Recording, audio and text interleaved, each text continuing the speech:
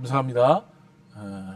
오늘도 이 말씀을 중심으로 들으시사라는 제목으로 함께 은혜를 나누기를 원합니다.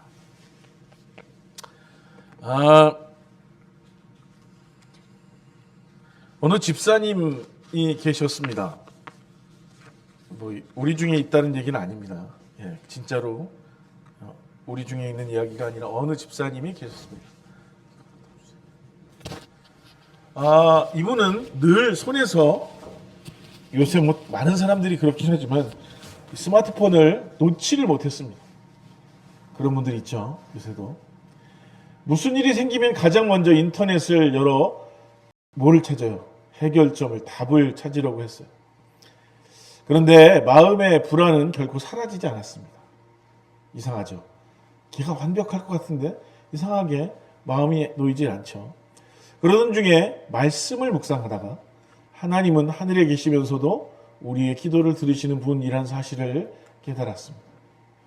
그때부터 이 집사님이 어떻게 했을까요? 검색하는 것보다 어떻게 했을까요? 먼저 하나님께 나아가는 그 모습으로 삶의 태도가 바뀌었습니다. 검색이 아니라 하나님께 나아가는. 놀랍게도 마음에 주시는 평안은 우리가 열심히 웹서핑을 하고 인터넷에서 어디서도 찾을 수 없는 뭐가 있어요? 깊은 위로가 있다는 사실들을 깨닫게 되었습니다. 우리와 함께 하시지 않지만 우리 가운데 계시면서 초월적인 하나님을, 전능하신 하나님을 신뢰할 때 불안한 마음이 어떻게 됩니까? 평안으로 바뀌는 일을 경험한 어떤 집사님의 이야기입니다. 또 다른 한 청년은 늘 혼자 살려고 애쓰고 사람들과도 하나님과도 거리를 두었습니다. 저도 그런 사람만 알고 있는데, 그런 삶의 위기를 만나면서 하나님께서 멀리 계신 분이 아니라 마치 육신의 아버지처럼 가까이 다가와 주신다는 사실을 그 청년이 경험했어요. 사람의 위로는, 사람의 도움은 제한이 있지만 하나님의 위로는 제한이 없다는 사실을 경험한 거예요. 그 순간 그 청년은, 그 젊은이는 내가 혼자가 아니구나. 하나님께서 누구와 나와 함께 하시고 내 이야기를 들어주신다는 사실을 깨닫고 확신을 갖게 되었어요. 혼자 있었던 사람, 혼자 살았던 사람이 하나님이 함께 하심을 경험한 거예요. 언약적 하나님을 아버지로 만났을 때, 그 약속의 하나님을 아버지로 만났을 때 외로움이 동행의 기쁨으로 바뀌었던 거예요. 혹시 이 시대를 살아가고 있는 많은 젊은이들에게 혼자인 것 같고 도움이 없는 것 같지만 그 아버지 하나님을 만나면서 말할 수 없는 동행의 기쁨이 넘치는 우리의 모든 젊은이들과 청년들 될 수 있기를 주님의 이름으로 부탁을 드립니다. 또 교회를 열심히 섬기시던 장로님은 최근 경제적으로 큰 어려움을 겪고 있었습니다. 수입은 줄고 지출이 늘어나 그럼 어떻게 돼요? 불안이 커져가고 있었어요. 이러다가 정말 큰일 나겠다. 그러나 기도 가운데 주님께서 또 이런 말씀을 하신 것을 들었습니다. 내 짐을 여호와께 맡기라. 수고하고 무거운 짐진 자들아, 다 내게로 오라. 내가 너를 쉬게 하리라. 말씀이 마음에 새겨졌어요. 그래서 그 장로님은 하나님을 단순히 초월적 통치자로만 보는 것이 아니라 이제 자신의 필요와 눈물을 아시는 약속의 하나님으로 믿고 기도하기 시작하셨습니다. 그리고 그 후에 예상치 못한 길이 열리고 도움의 손길들이 찾아왔습니다. 하나님은 실제로 기도를 들으시고 응답하시는 분이시라는 사실을 그 장로님이 경험한 겁니다. 자, 오늘은 이번 주부터 우리가 역대하의 말씀을 함께 묵상했습니다. 솔로몬의 이야기, 솔로몬의 왕의 통치부터 나오는데요. 오늘 말씀 6장은 성전 건축과 완공의 모든 과정을 하나님의 계획과 섭리 안에서 이루어지고 있다는 사실들로 시작하고 있어요. 성전의 건축이 완공됐는데 이 모든 과정이 하나님의 계획과 섭리 안에서 이루어졌다. 하나님께서는 예루살렘을 자신의 이름을 두실 곳으로 정하시고 다윗 왕을 왕으로 세우시면서 그리고 그의 아들 오늘 기도하고 있는 오늘 고하고 있는 솔로몬을 통해 하나님의 거룩한 성전을 건축하게 하셨습니다. 이제 이스라엘은 시내산에서 언약을 맺으신 하나님을 새로운 성전에서 예배할 수 있게 되었어요. 또 솔로몬은 이 성전 봉헌식에서 이를 누구들 앞에 많은 백성들 앞에서 담대하게 선포하고 있어요. 이게 6장의 내용입니다. 자, 오늘 나온 이 성전은 단순한 어떤 빌딩이 건축물이 아니라 뭡니까? 하나님과 백성들 사이에 소통과 교제가 이루는 언약의 완성의 장소였어요. 하나님 백성 사이에 소통과 교제가 이루어지는 그 언약의 장소였다는 겁니다. 자, 오늘 말씀에 보면 이 때가 언제쯤이냐면 솔로몬이 통치했던 12년이었어요. 솔로몬 통치 12년. 예? 솔로몬이 통치했던 그 12년 일주일간 진행된 이 봉헌식은 언약궤 안치 예식으로 시작됐어요. 언약궤가 놓여야 할 그 자리에 딱 안치되는 장면부터 오늘 본문의 말씀이 시작되고 있는 거예요. 그래서 이어서 이 솔로몬은 하나님께서 계획하신 대로 모든 일이 성취되었음을 쇠고하고 선포하고 있어요. 그게 오늘 본문이죠. 그죠? 오늘 하나님이 어떻게 당신의 일과 계획을 이루시고 성취하셨는지를 솔로몬이 기억하며 고백하는 장면이 오늘 본문입니다. 또 그의 축사는 다윗 언약과 연결되어 있어요. 하나님께 축복하는 그 축하의 고백은 하나님의 무엇과 언약과 연결되어 있었고 성전 건축 자체가 뭐라고요? 성전 건축 자체가 뭡니까? 하나님의 언약의 성취임을 고백하고 증거하는 자리가 됐어요. 이것은 우리의 노력과 우리의 열심이 아니라 하나님의 약속이 지켜지고 있었다를 솔로몬이 고백하는 거예요. 그는 백성을 대표해서 하나님께 이 성전을 올려드리는 봉헌 기도를 드렸는데 기도의 처음과 마지막은 뭡니까? 하나님을 찬양하는 내용으로 그 가운데는 다윗 왕조를 위한 간구와 백성의 여러 상황을 위한 중보 기도로 구성되어 있는 것이 6장의 솔로몬의 봉헌의 기도였어요. 특히 이 기도의 중심은 뭡니까? 하나님의 응답에 있었습니다. 이 기도의 중심이 뭐라고요? 응답하시는 하나님. 응답하실 하나님. 응답해 주시는 하나님. 응답해 주시기를 구하는 이 솔로몬의 기도가 오늘 이 봉헌 기도의 중심이었어요. 주여 응답하여 주옵소서. 저 여러분의 기도 가운데 하나님의 응답하심이 날마다 더하시기를 주님의 이름으로 축원합니다. 그 가운데 가장 두드러진 주제는 죄의 용서의 응답이에요. 주여 우리의 연약함, 우리의 죄를 용서하여 주옵소서. 이것은 뭡니까? 하나님의 언약 백성이 거룩함을 유지하기 위해서 끊임없이 어떻게 해야 된다고요? 회개하고 하나님과의 화목한 관계를 지속해야 한다는 사실을 그가 기도를 통해서 고백하고 말씀하고 있는 거예요. 결국 성전은 하나님의 임재가 드러나는 동시에 또 뭡니까? 하나님의 백성이 기도하며 죄사함과 응답을 경험하는 뭡니까? 언약적 공간임을 선포하는 거예요. 하나님과의 약속이 지켜지고 하나님과 관계가 회복되는 장소라는 사실을 그는 이 기도의 봉헌 기도를 통해서 하고 있는 거예요. 솔로몬은 성전을 봉헌하면서 하나님께서 사람과 함께 땅에 거하시겠느냐라고 오늘 그 18절 나오죠. 하나님은 참으로 사람과 함께 마땅히 계시리이까. 그렇죠. 하나님이 사람과 함께 땅에 계시냐고 질문하는 거예요. 자기 자신에게 하는 것이기도 하고 백성들에게 하는 것이기도 해요. 이는 성전이 하나님의 집이라는 고대 근동 사람들, 그 당시의 사람들의 일반적인 생각을 넘어서는 거예요.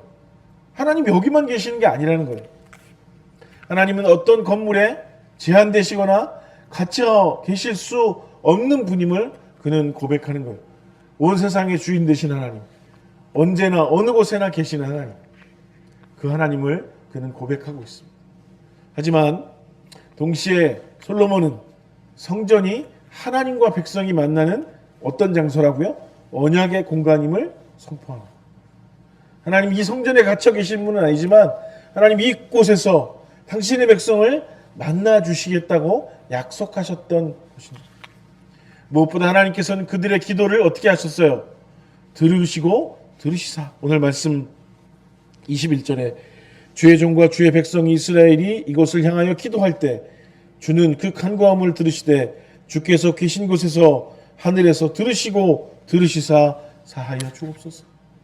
들으시고 들으시사 응답하시기를 그는 구하는 것. 바로 여기에서 오늘 우리가 살펴볼 말씀의 핵심적인 주제가 드러나고 있습니다. 성전의 참된 의미는 화려한 건축에 있지 않고 무엇에 있습니까? 초월적이면서도 언약 가운데서 가까이 다가오시는 하나님께서 우리의 기도를 들으시는 은혜에 있었기 때문입니다. 자, 이제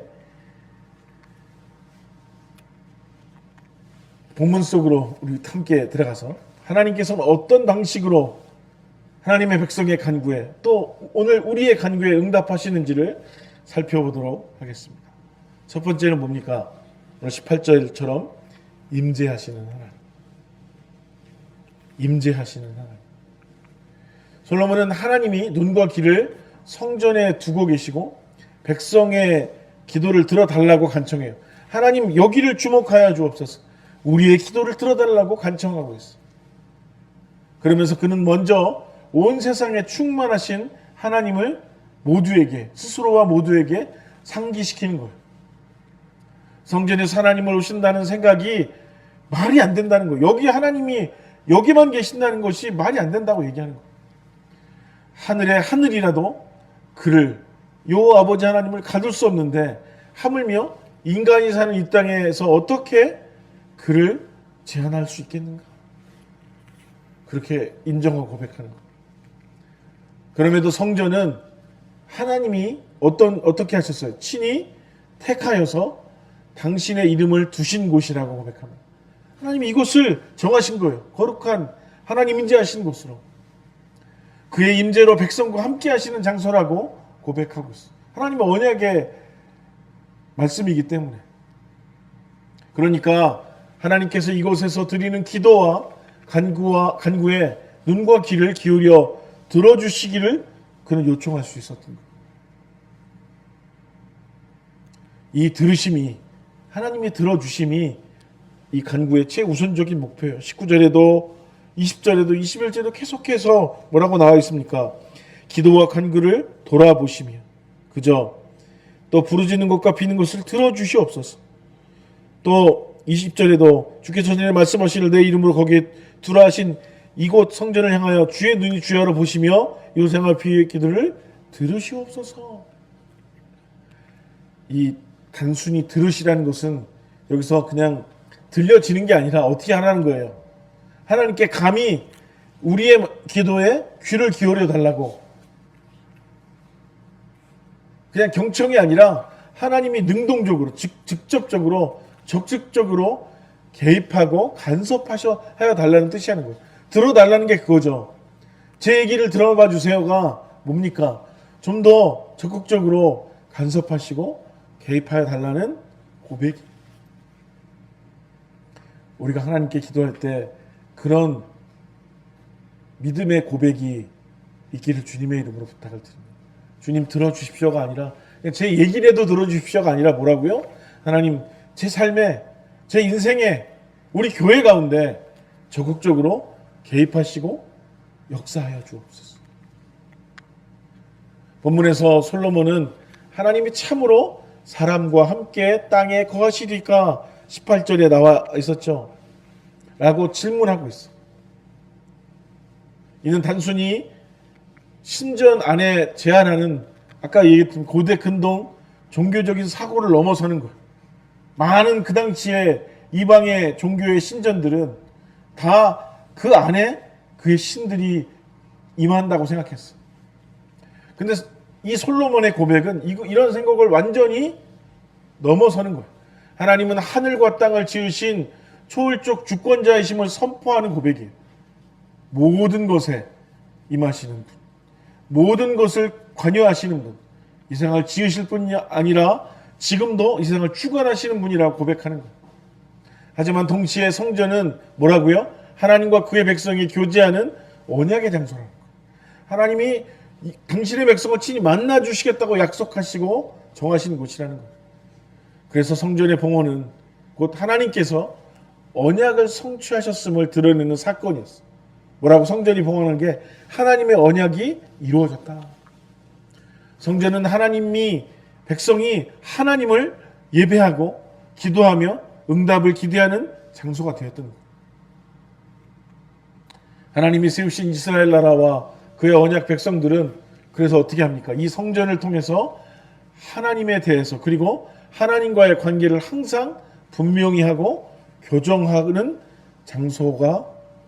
장소이며 동시에 사건이 되었어요. 여기서 하나님을 만나는 것, 하나님을 경험하는 것이 뭐라고요? 하나님과의 관계를 항상 어떻게 한다고요? 분명히 하는 거예요. 내가 하나님의 백성이고 나는 하나님의 지으신 바 되었고 하나님의 언약을 지켜야 할 사람이고 항상 자신의 정체성을 분명히 하고 잘못된 그 자신의 자아의식을 교정하는 장소이고 사건이 바로 성전이었다.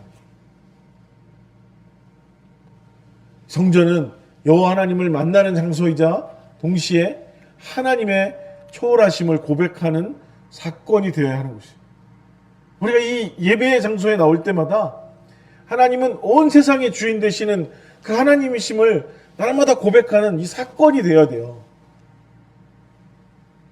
이스라엘이 전적으로 하나님을 의지하고 기대하는 존재라고 스스로 모두 함께 고백하는 거. 우리는 전적으로 하나님을 의지하고 기대하는 존재입니다. 여호와 하나님은 당신의 백성과 당신의 나라에 적극적으로 개입하시는 것이 뭐예요? 이스라엘과 하나님 사이에 아주 근본적이고 기초적인 관계의 기초라는 거예요. 하나님의 간섭이 없으면, 하나님의 적극적으로 주장하심이 없으면 이스라엘과 하나님 사이의 관계는 어떻게 되는 거예요? 균열이 생길 뿐만 아니라 근본적으로 깨어지는 거예요. 이 이스라엘 나라의 기본적인 질서가 바로 뭐라고요? 하나님의 개입하심, 하나님의 주장하심이 이스라엘 백성, 하나님의 백성들의 기초 질서라는 거예요. 이것을 오늘 솔로몬의 간구와 고백을 통해서 어떻게 하는 거예요? 왕 대신 자기를 비롯해서 온 백성들에게 다시금 분명 확인해 주고 있는 거예요.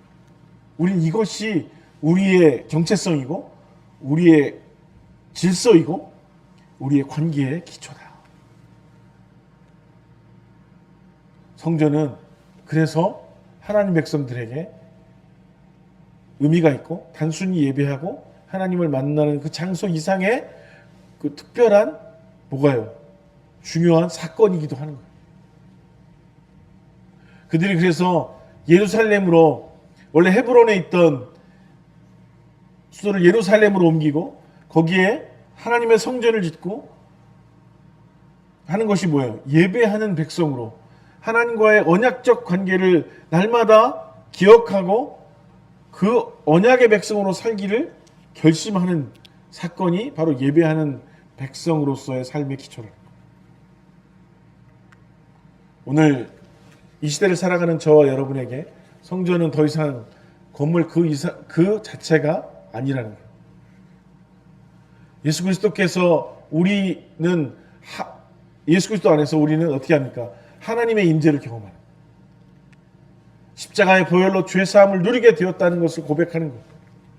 그래서 우리가 지금 여기 성전이란 말을 좀, 이 교회 이 건물을 매우 어떻게 해요? 거룩한 표현으로 성전이라고 하지만 현재 이 교회는 우리이기도 하고 건물이기도 하는데, 교회는 화려한 어떤 빌딩이 아니에요. 거기에 그침은 아니에요. 뭡니까? 하나님과 우리가 만나고 교제하는 언약적인 공동체가 교회. 자, 오늘 살아가는 현대인들, 저 여러분들은 하나님의 그 초월성과 언약적 친밀함을 동시에 붙드는 게 쉽지가 않아요. 왜 그렇죠? 우리는 이 시대 최첨단 그 과학기술 문명의 시대를 살아가면서 이 디지털 시대 속에 수많은 정보와 연결망을 통해 살아가고 있어요. 우리는 그런 연결을 계속 이어가고 있죠.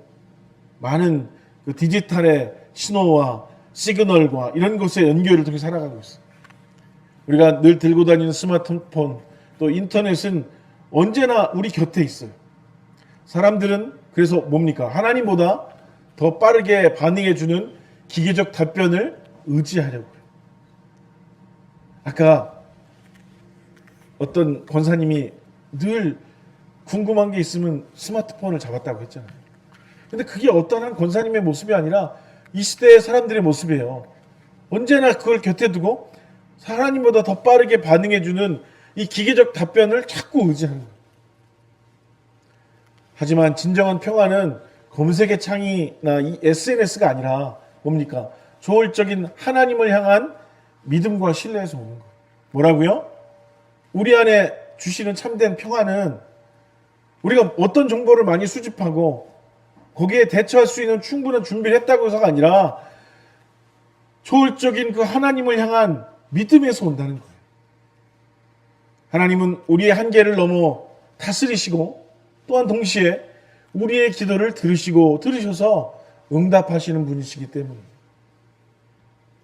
저와 여러분 그런 믿음의 고백이 있길 바랍니다. 인터넷이 아니라 사람이 아니라 어떤 다른 정보 제공하는 어떤 플랫폼이나 어떤 툴이 아니라 우리의 기도를 들으시는 그 하나님의 응답하시는 분의 하나님이심을 날마다 고백하며 그 하나님의 그 들으시는 하나님, 응답하시는 하나님 때문에 참된 안식과 평화를 누리시는 저와 여러분 될 수 있길 주님의 이름으로 부탁을 드립니다. 현대사회는 개인주의가 깊이 자리 잡고 있습니다. 내가 내 삶의 주인이라는 사고가 모든 사람들에게 지배적이에요. 사람들은 하나님과의 언약적 관계를 맺고 순종하는 것을 그래서 어떻게 생각해요? 부담스럽게 생각해요. 참 요새는 부담스러운 게 너무 많아요. 친절해도 부담스럽다고 하고 잘해줘도 부담스럽다고 하고 그래서 하나님과의 친밀한 관계도 부담으로 여겨요. 나에게 더 많은 헌신을 요구하고 더 많은 열심을 요구하는 거 나 이런 거 별로 원치 않는다는 거. 적당한 거리를 두기 원하는 거예요. 하지만 하나님은 멀리에 계신 분이 아니라 우리의 아버지로서 우리와 동행하시며 삶의 모든 영역에서 친밀하게 말씀하시길 원하시는 분이 우리 하나님이십니다. 우리가 늘 이렇게 적당히 거리를 두기 원하잖아요. 조금 더 다가오는 거 원치 않잖아요. 조금 더 친밀해지는 거 꺼려 하잖아요. 근데 하나님은 그런 하나님이 아니시라는 거예요. 언약적 하나님을 아버지로 모실 때 우리는 홀로 살아가는 고독에서 벗어나 진정한 교제와 공동체 풍성함을 누릴 수 있게 되는 거예요. 게다가 오늘날 이 불안한 경제 현실은 사람들을 더욱더 두려움과 염려로 몰아넣고 있어요. 물가가 자꾸 올라가고 고용이 불안해지고 미래에 대한 불확실성 속에서 많은 이들이 하나님을 신뢰하기보다는 뭡니까? 자신의 힘과 수단을 의지하려고 하는 거예요.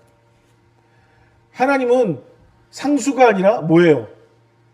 사람들이 생각하기에는 변수예요.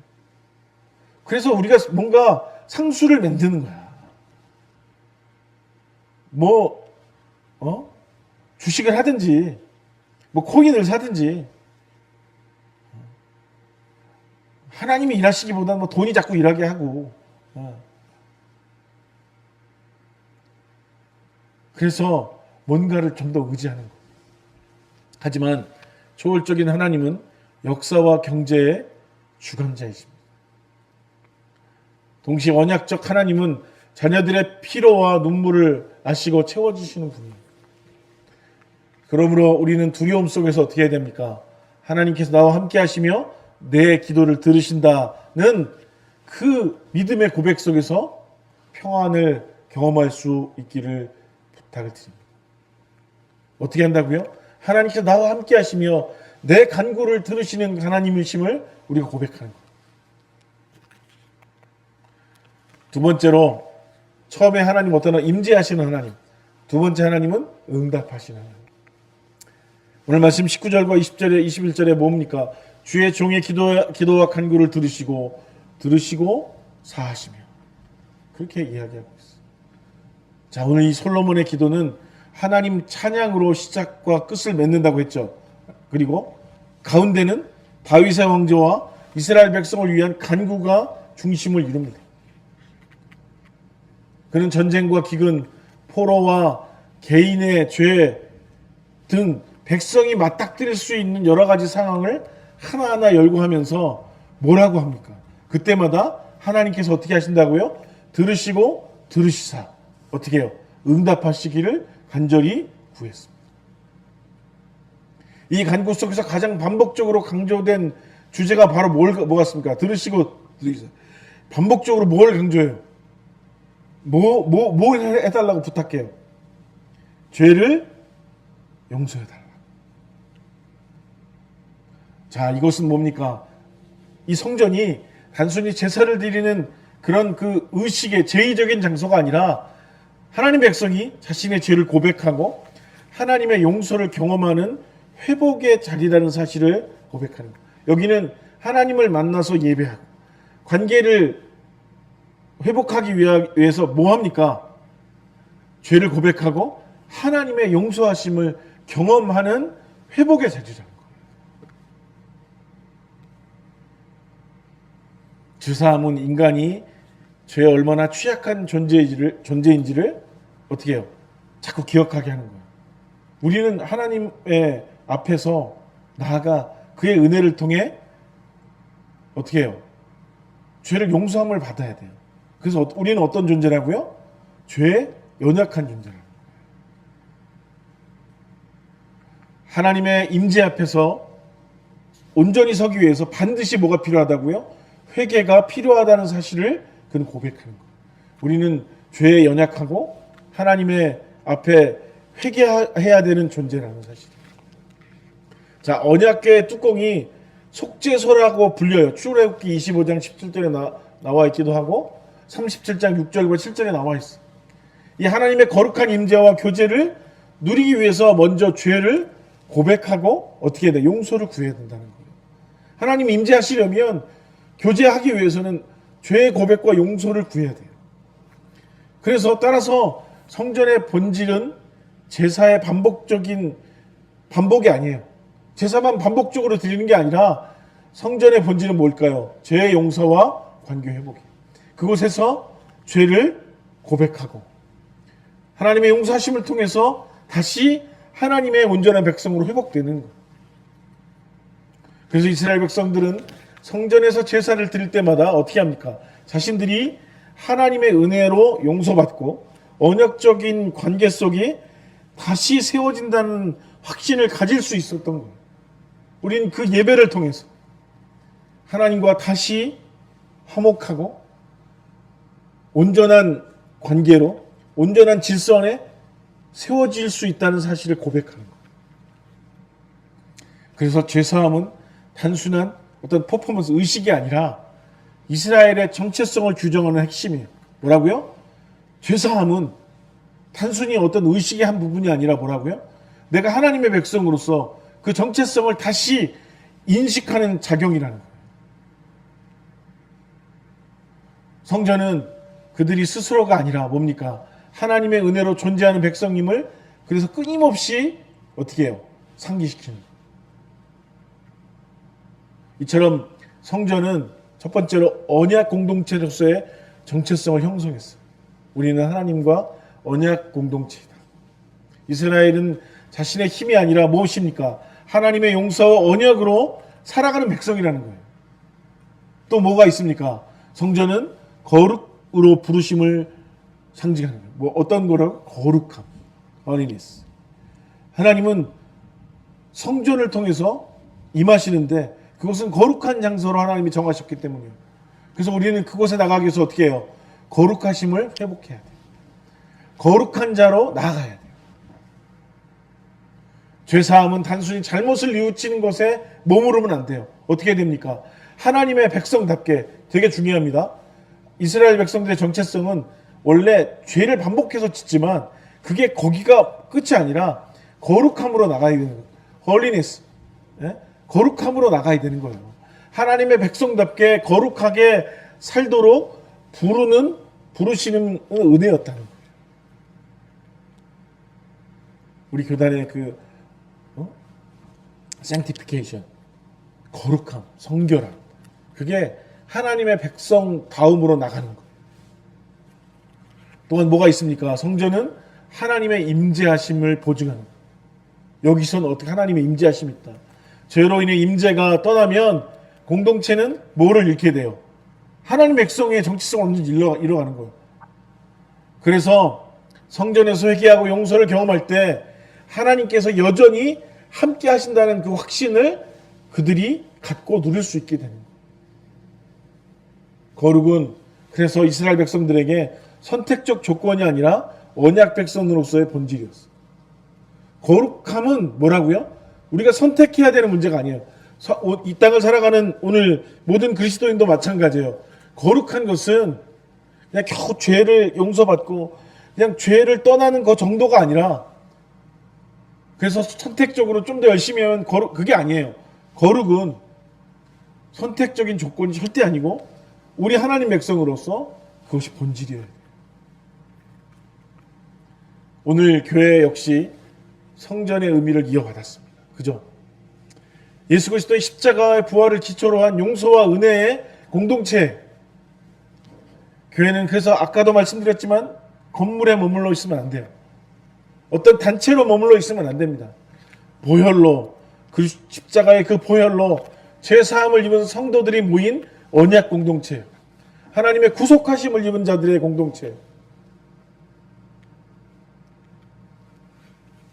참으로 이 시대의 어려운 뭐냐면 교회에 다니는데 출치 멤버예요. 근데 주님의 그 보혈의 구속의 은혜에 대한 고백이나 믿음이 연약한 사람들이 많아요.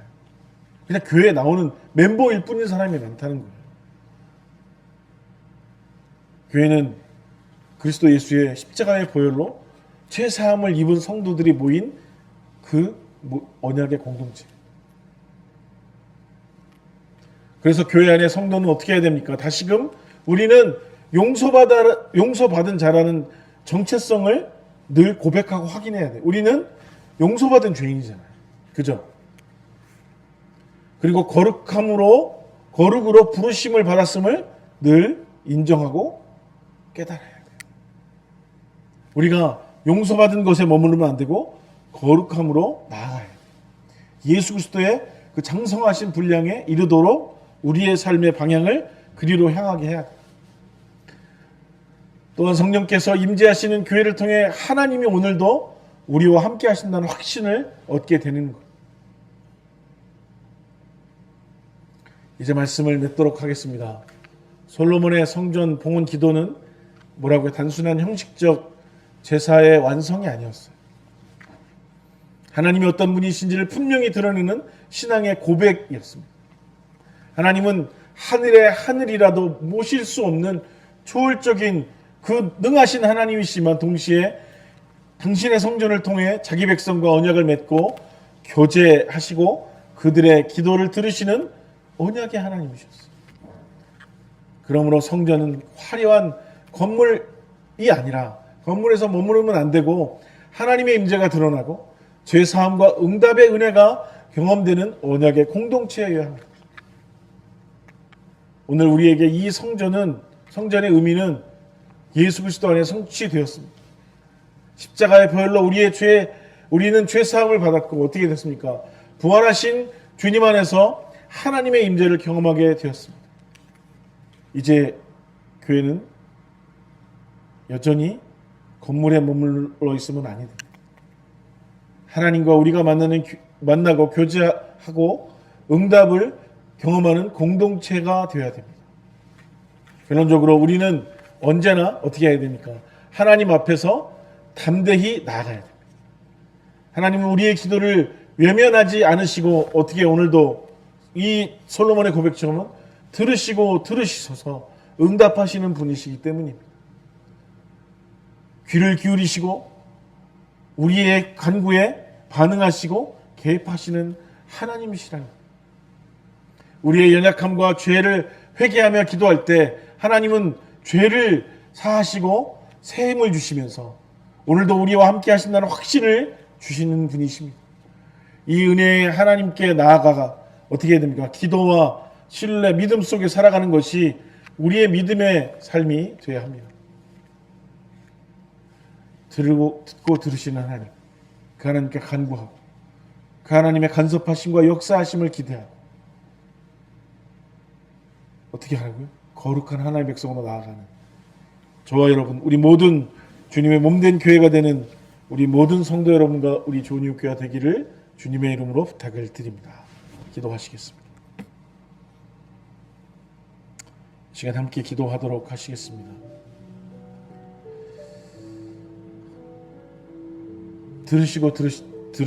들으셔서 응답하신 하나님. 근데 우리는 하나님이 우리의 기도에 들으시고 또 들어주시기를 잘 구하지 않아요. 에이, 그냥 듣고 마시겠지라고 생각할 때도 있어요. 그렇지 않습니다. 하나님 우리의 기도를 들으시고 신실하게 응답하시는 하나님이시라고 우리에게 말씀하셨습니다. 오늘 주신 말씀을 기억하면서 우리의 기도에 들으시고 또 들으시는 신실하게 응답하시는 그 하나님 앞에 날마다 아뢰고 고백하는 우리가 되게 해달라고. 그것으로 멈추지 않고 어떻게 하라고요? 하나님이 간섭하시고 하나님이 주장하시고 하나님이 새롭게 해달라고 기도합시다. 내 인생은 내가 고칠 수 없고 나의 속사람은 나의 의식의 깊은 것은 우리가 어떻게 할 수 없지만 하나님이 간섭하시고 하나님이 꺼내서 새롭게 해주시면 새로워질 수 있습니다. 그 하나님이심을 고백하고 또 우리가 하나님과의 그 간섭을 임재하심을 구하는 것뿐만 아니라 거룩하신 그 하나님의 백성으로서 하나님과 교제할 때 우리의 삶이 거룩함으로 나갈 수 있게 해달라고 오늘 말씀을 기억하면서 함께 한 마음으로 한 목소리로 기도하도록 하시겠습니다. 주여 도와주옵소서. 주여 우리를 붙잡아 주시고 성령의 거룩한 도와 주를 붙잡아 주시고 하나님 우리의 그 연약하신 주님을 붙잡아 주시고 우리를 회복해 주시고 우리에게 놀라운 은혜가 있을 줄 알고 주여 도우시고 우리를 붙잡아 주옵소서. 충만하시며 하나님의 도우심 하나님의 역사 더하여 주는 되시고 되게 하여 주옵소서.